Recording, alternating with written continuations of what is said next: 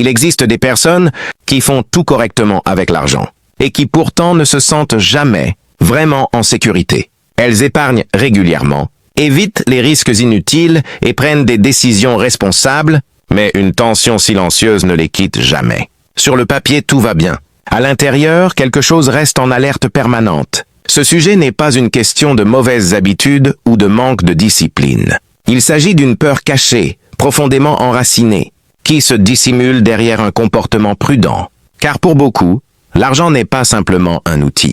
Il devient une armure émotionnelle, une protection contre l'incertitude, le chaos et la perte de contrôle. Ce qui ressemble à de la sagesse financière est souvent de l'anxiété bien déguisée. Et plus ces personnes épargnent, plus elles pensent qu'elles devraient se sentir en sécurité. Pourtant, l'inquiétude ne diminue pas, elle s'intensifie. Dépenser, même pour de petites choses, provoque un malaise. Non pas parce que la somme est importante, mais parce que cela donne l'impression d'abaisser une défense soigneusement construite. Cette peur prend souvent racine très tôt. Dans des environnements où l'argent était instable, source de conflits ou d'incertitudes, le cerveau apprend à associer la sécurité à l'accumulation. Assez ne sera jamais assez, car le passé a appris que la stabilité peut disparaître sans prévenir. Peu à peu, l'objectif change. Il ne s'agit plus de vivre pleinement, mais d'éviter la catastrophe. L'épargne cesse d'être une stratégie et devient une identité. Être prudent semble vertueux. Dépenser paraît dangereux. C'est ainsi que le piège se referme. La sécurité commence à remplacer la liberté. L'argent ne sert plus à ouvrir des possibilités, mais à être protégé. Et le plus difficile, c'est que personne ne voit cette peur de l'extérieur. Les autres voient du contrôle, de la responsabilité, de la réussite. À l'intérieur, il n'y a qu'une vigilance constante et la conviction qu'un simple relâchement pourrait tout détruire.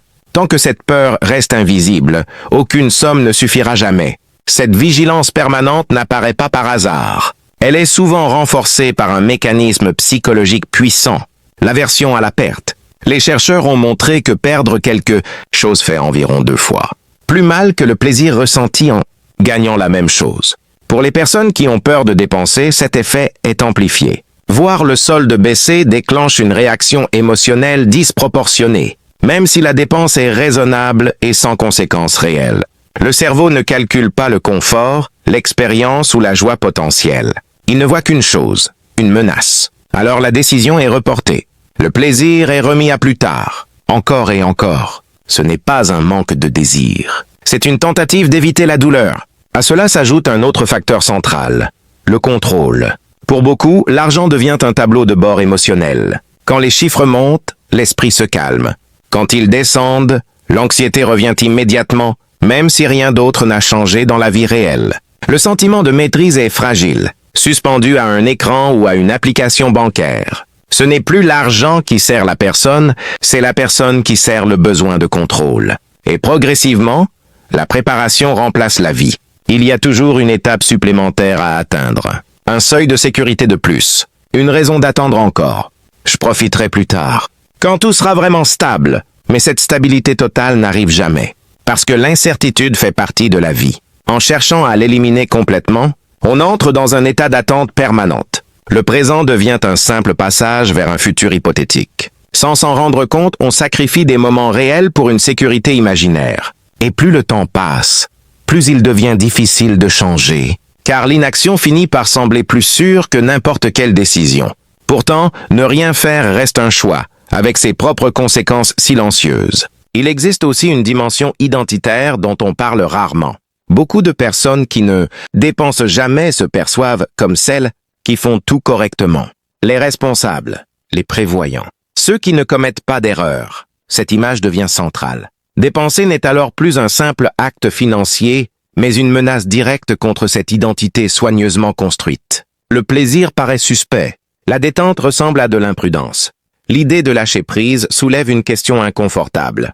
Si je ne suis plus celui qui contrôle tout, qui suis-je vraiment? Cette peur silencieuse maintient le système en place. Il est important de le dire clairement. Rien de tout cela ne signifie que ces personnes sont faibles ou brisées. Au contraire, ces mécanismes viennent souvent d'une grande intelligence, d'une forte capacité d'anticipation et d'un instinct de survie affûté. Ils ont appris à se protéger, et cela a probablement été utile à un moment donné.